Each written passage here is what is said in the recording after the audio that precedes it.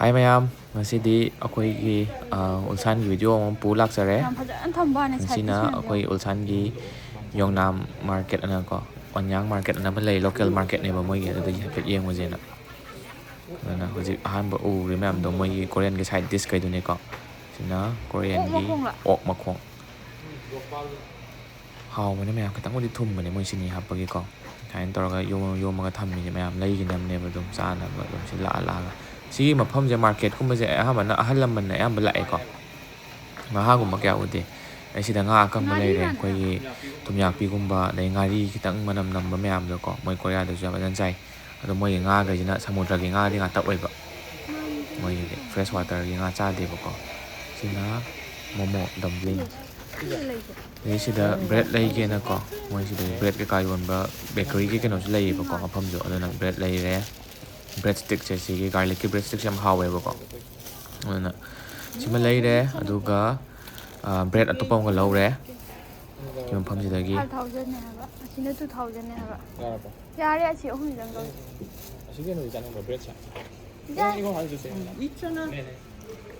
si bread si law re yang hong topa bakery da law ba de ka pirak pane moi gi dum asi dum sang dum pi re ba ko asina ju phai ai no kak sar ai si ya bread ma thak se haina de haba moi si bakery janingi ja mai ba ni matai manaw ma ba ni to mina ba ma le ba ko nong da da khoi gi sweet roll do ma de ti jo hau do ma le bo si ki manung je bin yang ja la bon man ba ji hau do man do ado moi Korean gi je ta bin ma yawe ba ko dai thola ga sum moi Korean gi pai nam de yaw de ba noi cha jana pi ke ka mayam jai pe chum yeng ba adu yeng e dai dia moi si thoijing ju phang ye ba ko dai thoijing ju ha pe dai e jin gi do de haba dai di moi market sida yerum ka ju phang ye ba ko yerum adi yum da dum kok cha ba yerum ga do sida hanubi ga ni yuan ba ne ba ko abo pe jana to si lei anu marum lo yaw ba ne jau jau ba ai dai di quail marum ka lo yuan le moi si ma sai ma yum de wa ne ba ai sida nga yuan ba ko sa yuan ba na yuan ba dai tau dai di moi ge to pa sin moi ge dum nong ma da chang da ba po am ga do loi phang hai ta re ayam bana ti ga jina nga ta ne nga har ga khoi na sa ba nga di pang yaw de ko ayam bana moi ge samudra ge nga ta ne ba ko nga jing moi ge samudra ge nga ni na chai ba ko moi ge fresh water sa ba pang o de sina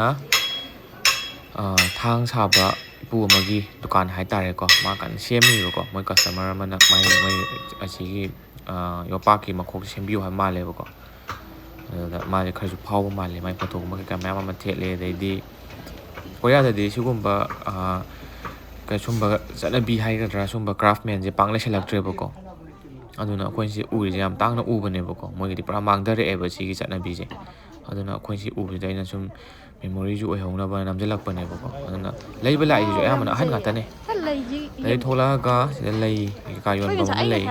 lei ka yon ba thola e lei gum ba phet yeng ge na hojik spring ge temperature su nungai ram na lei ye minars fazai he mayam yaw ta sida lei mayam am bhaja spring yaw rak pai ko winter matam da di lei je pang lai te ba ko je spring yaw ram na manam kunung si do mayam ma yo le ram ne sida sakulen ke ka mayam ga yaw je sida kano ga punjan ano ko option bi da na tang di tang ye ko khoi ke yen akhoi india ga manipur ko yen ga diam tang ye moi gi le ma ga je je sakulen ma cha ga je dum hong ma man hong am dong man be wan ne ba ko moi si thai ma man dum tang ye ba ko ma dum cha ga ko dai di hen ba ju yaw le pa le sing ma chani pan pi ba le sing ani pi ba da noi oi ba ko khoi da di hong de na ko sum ba je yam kan thai tang ko oi de kya pier ne 24000 diam tang sina sakulan namak pani moi se lei ba to pa lei myam je khoi gi mayum da ju pang na u da ba lei ka khar yaw bune ba ko si sakulen ko moi ka na ta ba to pa lei hai ta re lei jing ya ma ana je si lei ju yam phaja bane si ma myam se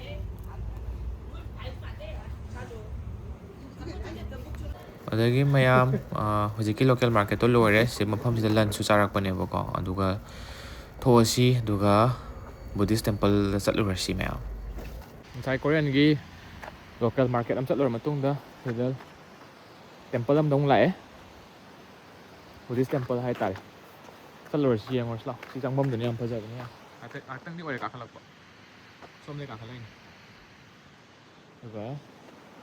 tam chak ke da ba ꯂꯩꯁꯦ ꯃꯈꯥꯒ ꯌꯥꯝ ꯐꯖꯩꯗ ꯇꯨꯔꯦꯟ ꯃꯆꯥ ꯑꯃ ꯆꯦꯜꯂꯒꯀꯣ ꯇꯨꯔꯦꯟ ꯃꯆꯥ ꯅꯠꯇꯦ ꯇꯨꯔꯦꯟ ꯑꯆꯧꯕ ꯑꯃꯒ ꯆꯦꯜꯂꯒ ꯆꯤꯡ ꯃꯊꯛꯇꯩꯅꯦꯕꯀꯣ ꯆꯤꯡꯗꯅꯦꯕ ꯌꯥꯝ ꯐꯖꯩ ꯃꯐꯝꯁꯦ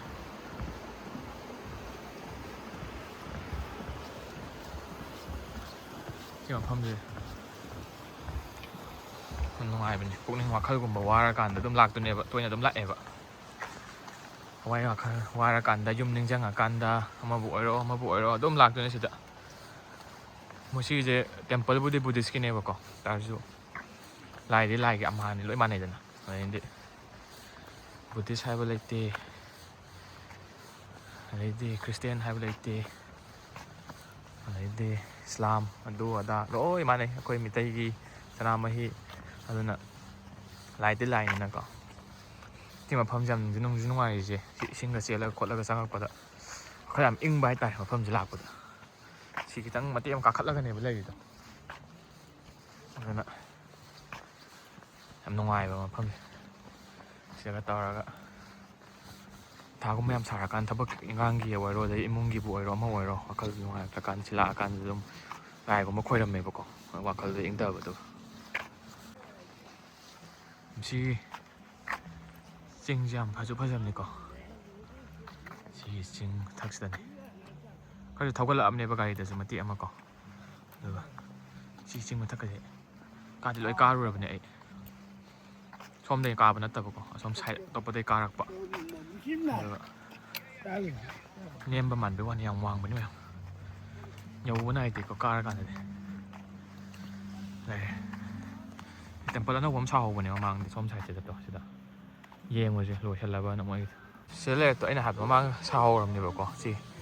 ꯊꯥ 5-6 ꯐꯥꯔꯝꯃꯅꯤ ꯂꯣꯏꯗ꯭ꯔꯤ ꯁꯤꯗ ꯇꯦꯝꯄꯜ ꯑꯃ ꯀꯟꯅ ꯁꯥꯔꯤꯁꯦ ꯑꯩꯈꯣꯏꯅ ꯆꯠꯇꯣꯏꯕ ꯇꯦꯝꯄꯜ ꯁꯣꯝꯗ ꯂꯩꯔꯦꯕꯀꯣ ꯁꯤ ꯃꯊꯛ ꯀꯥꯈꯠꯈꯤꯗꯣꯏꯅꯦꯕ ꯁꯤ ꯈꯔ ꯂꯩꯔ ꯂꯣꯏꯁꯜꯂꯛꯑꯅꯤ ꯐꯅ ꯊꯨꯅꯕꯨ ꯁꯥꯏ ꯁꯤ ꯑꯗꯨꯝ ꯍꯥꯟꯅ ꯆꯤꯡꯃꯥꯏ ꯑꯣꯏꯅ ꯂꯩꯔꯝꯕꯅꯦꯕ ꯃꯣꯏ ꯁꯥꯒꯠꯂꯛꯏꯅꯦ ꯁꯤꯗ ꯁꯨꯝ ꯆꯠꯈꯤꯗꯣꯏꯅꯦ ꯑꯗꯨꯒ ꯁꯤꯒꯤ ꯂꯣꯛ ꯍꯥꯏꯒꯗ꯭ꯔꯥ ꯇꯨꯔꯦꯟ ꯍꯥꯏꯒꯗ꯭ꯔꯥ ꯁꯤ ꯆꯦꯟꯊꯔꯛꯄꯒꯤ ꯃꯐꯝꯁꯦ ꯌꯥꯝ ꯐꯖꯕꯅꯤ ꯁꯤ ꯃꯄꯥꯁꯤꯗ ꯑꯩ ꯎꯠꯂꯛꯀꯦ ꯅꯨꯡ ꯃꯌꯥꯝ ꯂꯩꯔꯒꯀꯣ ꯋꯥꯈꯜ ꯋꯥꯔꯀꯥꯟꯗ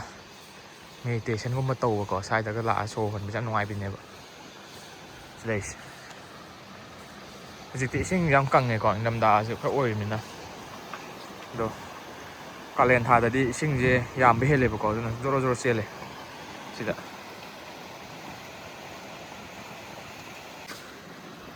ꯁꯤ ꯂꯩꯔꯛꯇꯅ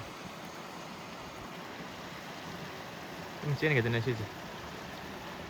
ꯃꯈꯥ ꯇꯥꯅ ꯁꯣꯝꯗꯁꯨ ꯆꯠꯄ ꯌꯥꯏ ꯂꯝꯕꯤ ꯀꯩꯀꯥ ꯂꯩ ꯁꯤꯒꯤ ꯆꯤꯡ ꯍꯧꯖꯤꯛꯀꯤ ꯑꯩꯅ ꯍꯥꯏꯕ ꯆꯤꯡꯗꯣ ꯁꯣꯝꯗꯒꯤ ꯀꯥꯈꯠꯂꯒꯁꯨ ꯌꯥꯏꯀꯣ ꯁꯣꯝꯗꯁꯨ ꯃꯥꯒꯤ ꯍꯥꯏꯀꯤꯡ ꯇ꯭ꯔꯦꯜ ꯂꯩꯌꯦꯕꯀꯣ ꯑꯗꯨꯅ ꯁꯣꯝꯗꯒꯤ ꯆꯠꯂꯁꯨ ꯌꯥꯏ ꯑꯗꯨꯕꯨ ꯉꯁꯤꯗꯤ ꯆꯤꯡ ꯀꯥꯕ ꯂꯥꯛꯄ ꯅꯠꯇꯕꯅꯤꯅ ꯂꯥꯏꯁꯪ ꯂꯣꯝꯗ ꯑꯣꯏꯅ ꯆꯪꯉꯅꯤ ꯁꯤꯗ ꯒꯥꯖꯤ ꯁꯥꯟ ꯍꯥꯏꯁꯦ ꯁꯤꯗ ꯒꯥꯖꯤ ꯁꯥꯟ ꯍꯥꯏꯁꯦ ꯃꯥꯎꯟꯇꯦꯟ ꯃꯃꯤꯡꯗꯨꯅꯤꯀꯣ ꯃꯥꯎꯟꯇꯦꯟꯗꯣ ꯒꯥꯖꯤ ꯀꯧꯋꯦꯕꯀꯣ ꯁꯥꯟ ꯍꯥꯏꯁꯤꯅ ꯃꯥꯎꯟꯇꯦꯟ ꯁꯣꯝ ꯂꯩꯔꯦꯛꯇꯣ ꯑꯩꯈꯣꯏ ꯂꯥꯏ ꯈꯣꯏꯔꯝꯕꯝꯗꯨꯅ ꯌꯥꯝ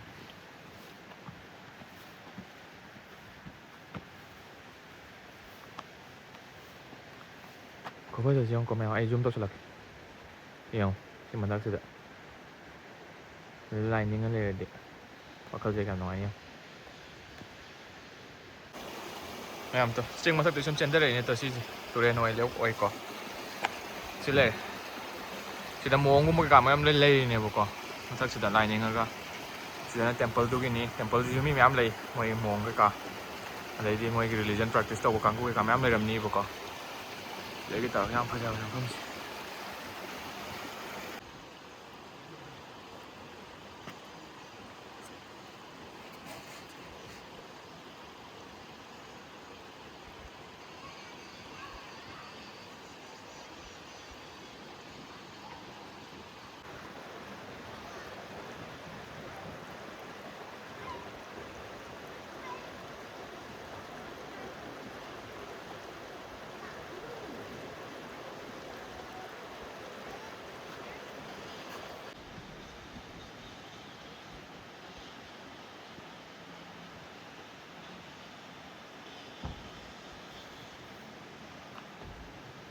ꯇꯦꯝꯄꯜꯗꯨ ꯁꯤ ꯂꯩꯔꯦꯀꯣ ꯁꯤ ꯆꯪꯐꯝ ꯂꯩ ꯆꯪꯐꯝꯗꯣ ꯎꯠꯂꯛꯀꯦ ꯁꯤ ꯂꯩꯁꯤꯅꯤ ꯇꯦꯝꯄꯜꯁꯦ ꯃꯌꯥꯝ ꯁꯤ ꯂꯩꯔꯦ ꯆꯪꯐꯝꯗꯤ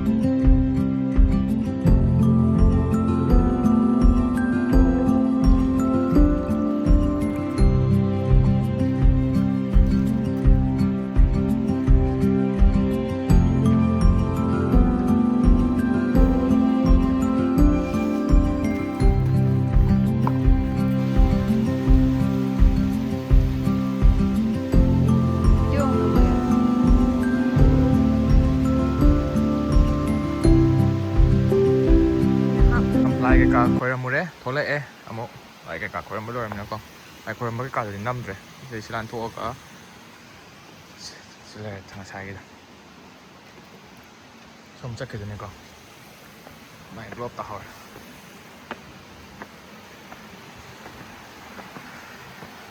ꯁꯤ ꯂꯩꯔꯦ ꯇꯦꯝꯄꯜꯗꯀꯣ ꯀꯥꯈꯠꯂꯦ ꯂꯣꯏꯔꯦ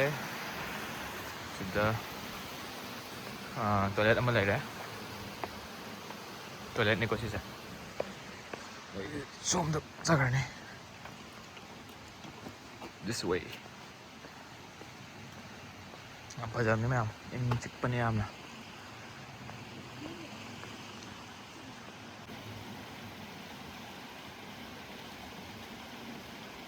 ꯂꯩꯔꯤꯁꯦ ꯆꯪꯉꯨꯕꯗꯣ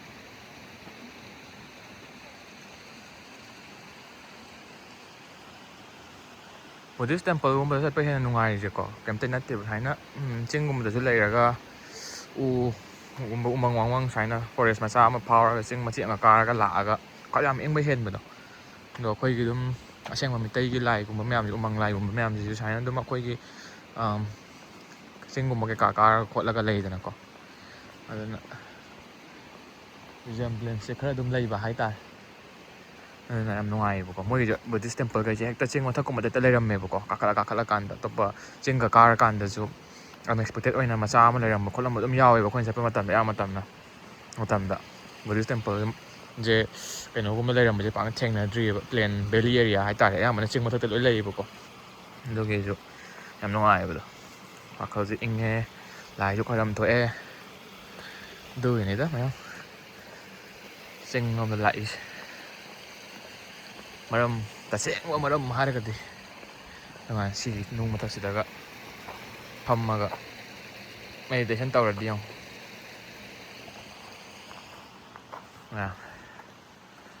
ꯐꯔꯦ ꯂꯣꯏꯔꯦ ꯉꯁꯤꯒꯤ ꯆꯤꯡ ꯀꯥꯕꯒꯤ ꯂꯥꯏ ꯈꯣꯏꯔꯝꯕꯒꯤ ꯊꯧꯔꯝ ꯃꯈꯥ ꯀꯨꯝꯃꯁꯤ ꯃꯌꯥꯝ ꯍꯟꯕꯗ ꯁꯤꯒꯤ ꯀꯦꯐꯦꯁꯤꯗ ꯀꯣꯐꯤ ꯊꯛꯑꯦ ꯁꯤꯒꯤ ꯀꯦꯐꯦꯁꯦ ꯏꯁꯇꯨꯗꯤꯑꯣ ꯀꯦꯐꯦ ꯍꯥꯏꯇꯥꯔꯦ ꯃꯣꯏꯒꯤ ꯏꯁꯩꯒꯨꯝꯕ ꯀꯩꯀꯥ ꯊꯥꯔꯒꯗꯩꯗꯤ ꯔꯤꯗꯤꯡ ꯀꯦꯐꯦꯁꯨ ꯑꯣꯏꯌꯦꯕꯀꯣ ꯃꯊꯛꯇꯅ ꯂꯥꯏꯔꯤꯛ ꯄꯥꯐꯝ ꯃꯈꯥꯗꯅ ꯁꯨꯃꯥꯏꯅ ꯄꯤꯌꯥꯅꯣ ꯀꯟꯁꯔꯠꯀꯨꯝꯕ ꯀꯩꯀꯥ ꯊꯥꯔꯒ ꯃꯤ ꯃꯌꯥꯝ ꯂꯩꯔꯤꯁꯦ ꯑꯁꯤ ꯃꯐꯝꯁꯤꯗ ꯀꯣꯐꯤ ꯉꯥꯏꯍꯥꯛ ꯊꯛꯑꯦ ꯑꯗꯨꯒ ꯌꯨꯝꯗ ꯀꯥꯗ ꯍꯜꯂꯦ ꯔꯨꯝꯗ ꯑꯗꯨꯒ ꯁꯤꯒꯤ ꯚꯤꯗꯤꯑꯣꯁꯦ ꯌꯦꯡꯕꯤꯕꯒꯤꯗꯃꯛꯇ ꯃꯌꯥꯝꯕꯨ ꯊꯥꯒꯠꯄ ꯐꯣꯡꯗꯣꯛꯆꯔꯤ ꯚꯤꯗꯤꯑꯣꯁꯦ ꯂꯥꯏꯛ ꯇꯧꯁꯟꯕꯤꯔꯝꯃꯨ ꯀꯃꯦꯟ ꯂꯩꯔꯒꯁꯨ ꯇꯧꯁꯟꯕꯤꯔꯝꯃꯨ ꯚꯤꯗꯤꯑꯣ ꯁꯖꯦꯁꯟ ꯍꯥꯏꯇꯥꯔꯦ ꯑꯗꯨ ꯅꯝꯕꯤꯔꯛꯑꯣ ꯑꯗꯥ ꯅꯝꯕꯤꯔꯛꯑꯣ ꯍꯥꯏꯕꯒꯤ ꯁꯖꯦꯁꯟ ꯂꯩꯇꯥꯔꯒꯁꯨ ꯇꯧꯁꯟꯕꯤꯔꯝꯃꯨ ꯑꯗꯨꯒ ꯑꯀꯣꯟꯕꯗ ꯑꯩꯈꯣꯏꯅ ꯊꯛꯄ ꯀꯣꯐꯤꯗꯣ ꯀꯣ ꯀꯣꯐꯤ ꯑꯃꯒ ꯆꯉꯥꯡ ꯑꯃꯒꯅꯤꯀꯣ ꯀꯥꯏꯅꯔꯁꯤ ꯃꯌꯥꯝ ꯑꯗꯨꯗꯤ thank you so much again for watching our video. Bye bye. See you in